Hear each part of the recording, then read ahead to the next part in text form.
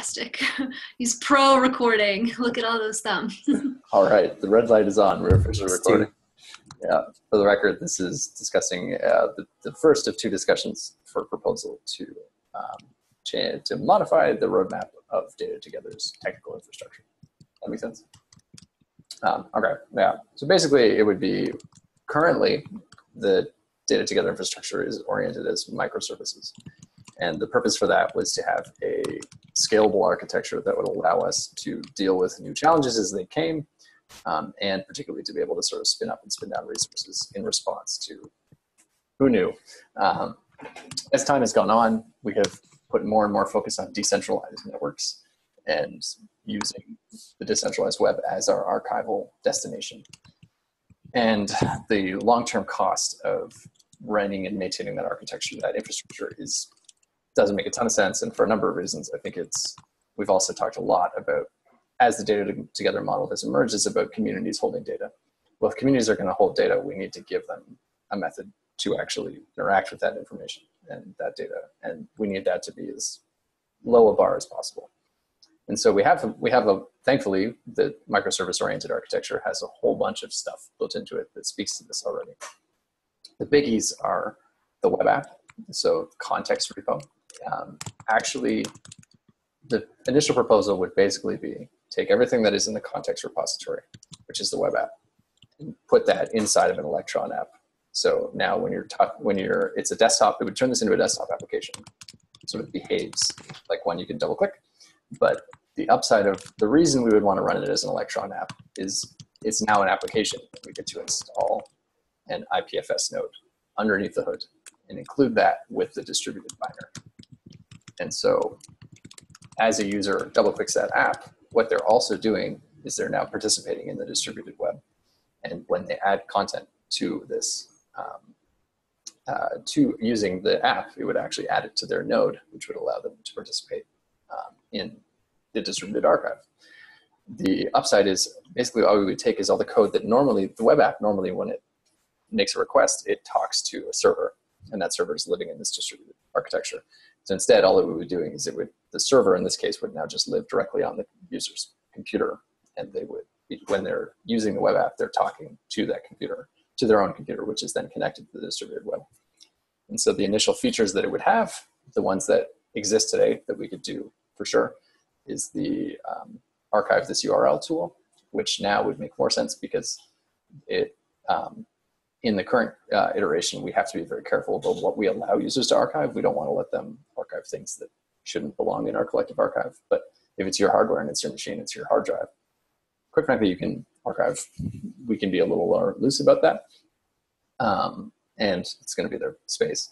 But the nice thing is all of that, so that archive this URL feature would exist. The collections feature would exist. I don't think the notion of like primers or anything would make it into the first iteration. And I think all we would do is effectively just turn those off.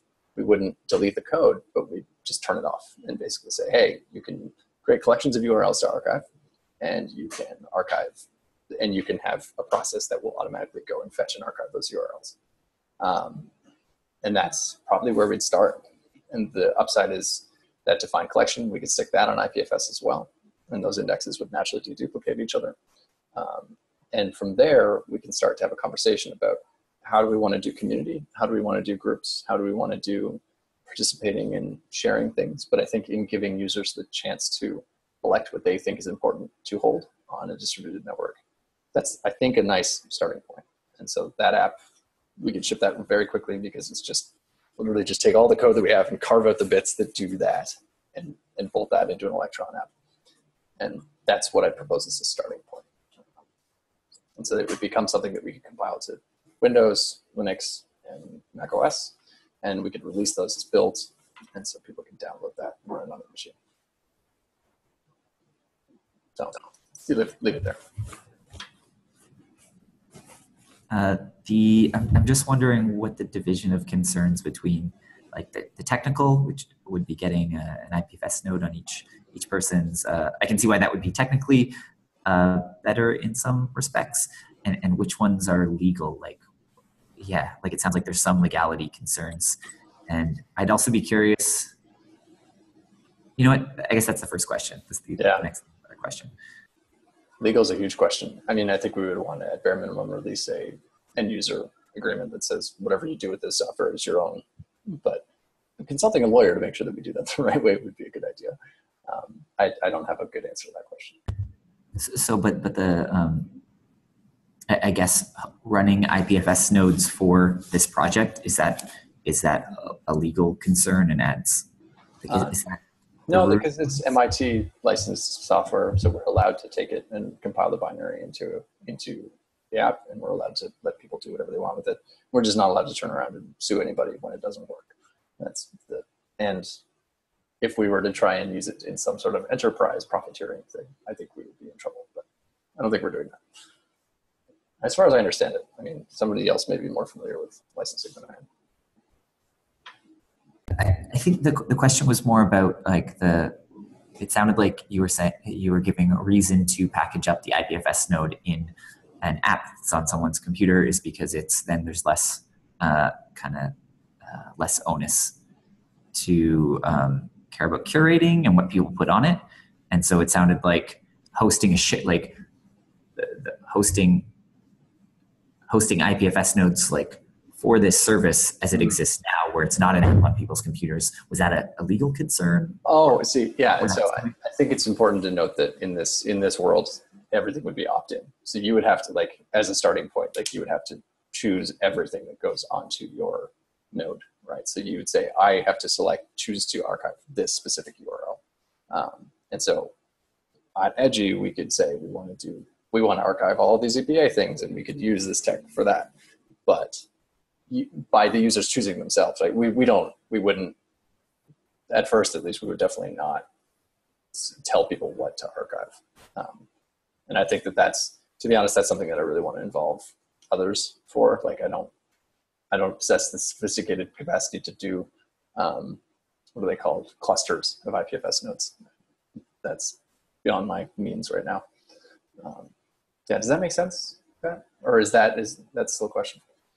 Maybe Pat then Don? I think it does. It sounds like legal was not a big concern. Go for it, Don. So I guess initial questions. I mean, it feels like that maybe is a shift in audience versus the way that Matt Zumwalt and I think others were kind of conceptualizing, a huge part of how we were talking right now really being focused towards other institutions, whereas how I interpret a standalone desktop graphical, or an Electron app. Sorry, one sec. Yeah, I gotta go soon. But so the that being a shift, one.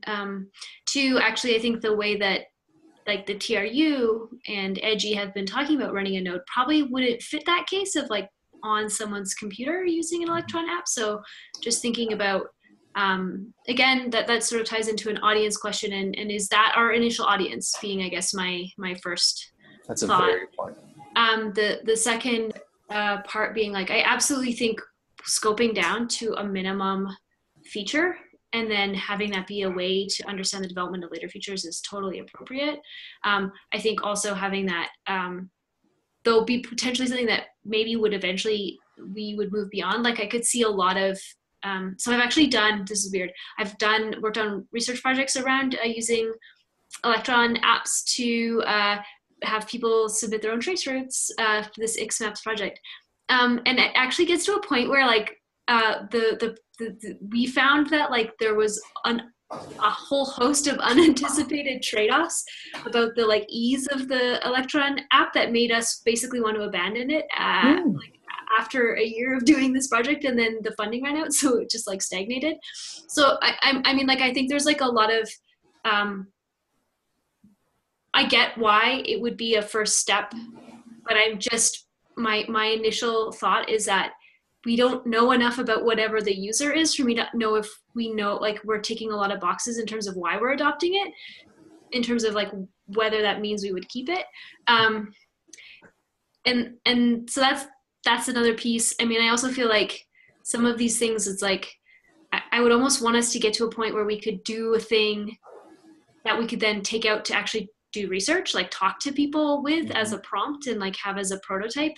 And so to me, that would probably be what I would try and work together to identify the set of features that gives us that. And my intuition is it's pretty close to what you articulated, but I would like probably want us to have like a list of all of the possible features we imagine, and then do some like shuffling them up and down like a stack, and then have like, you know, a list of like, these are them that we keep referring to. So I think I have a lot of process thoughts. But anyway. Yeah. Pat, the other thing. So just seconding Don's like emerging unexpected things of dealing with cross-platform builds. Like a friend had a startup where they had an Electron app, and like I heard a lot about just how much trouble that was. Yeah. And it was just like, and they had just a lot of testing across all platforms, and like every bug report and every complaint is now this whole like, where is this happening? How do I reproduce this? Half their life is spent reproducing things. And then, and you have to do that to have like, to treat people well. Mm-hmm.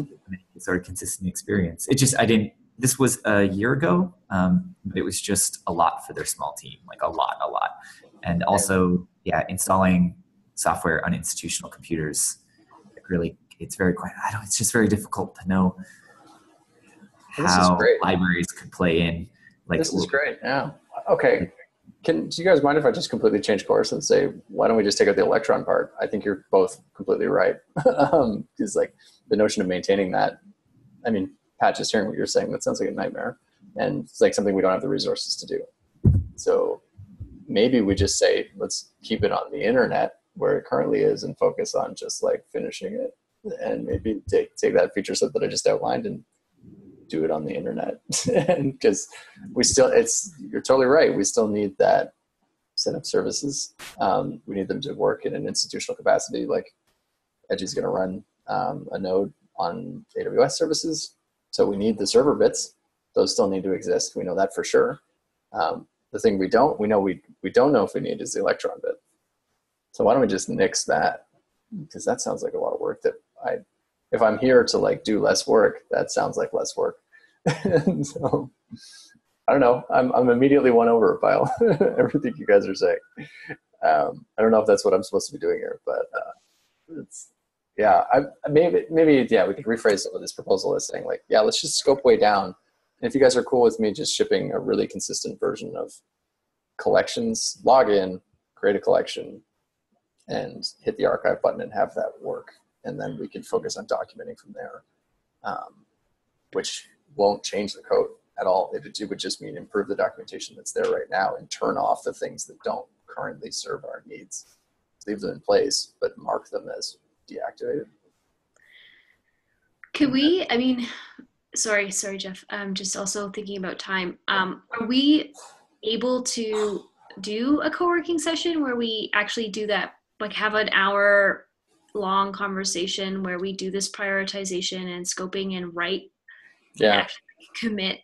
I thought today at 5 was at 5 was supposed to be me setting that conversation up, but that didn't materialize. But totally down to do that next week, this week, whenever. No, not this week. Anytime. Well, you were just saying Anytime Tuesday for it. So why don't we just say next Thursday?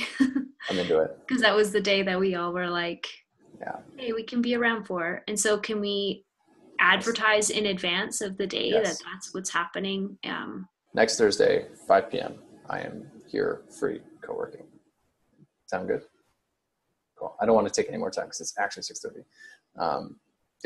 Okay. And I'm going to bounce. Have fun in the community call team. I apologize for such an abrupt ending. You're all wonderful.